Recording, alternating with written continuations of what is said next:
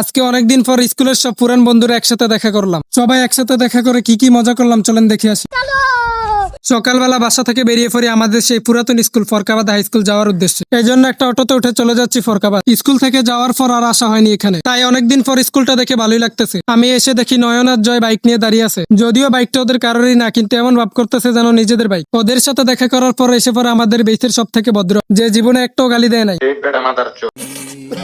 তার সাথে চলে আসে আমাদের সুমন ভাই আর পিচ্চি নুমান, যে কিনা ব্রাজিল ফ্যান আর এতটাই ব্রাজিল ভক্ত যে রাত ভরে খেলা দেখে দিনে পরীক্ষা দিতে আসতে পারে নাই। এরপর আমরা সবাই মিলে চলে যাই আমাদের আরেকটা বন্ধুর কাছে, যে কিনা তার 18 বছর জীবনে 19 বছরই কাটিয়েছে রাজনীতি করে। সেখানে গিয়ে তার সাথে দেখা করে আমি, জয় আর শাহিন চলে যাই একটু চিপায়। আর শাহিনের কই মাছের মনটা বড় করে আমাদের তিনজনের জন্য 3 কাপ চা নিয়ে নেয়। তারপর চা খাওয়া শেষ করে সবাই মিলে চলে যায় একটু হাঁটতে। আর সবাই একসাথে যেভাবে হাঁটতেছি, মানুষ তো দেখলে মনে করবে এই ছাপড়ি যাচ্ছে ছাপড়ি। আর অগ কথা কি কমু, ছোট ছোট পোলাবেনের টুপি নিয়ে গুজিয়ে রাখে, মানে দুনিয়ার সব শয়তানি ওরাই করে। তারপর সব শয়তানি শেষ করে 2টা আনারস কিনে আনারস মাখা করতে থাকে। আর আনারস মাখাটা সত্যি ভালো হয়েছে।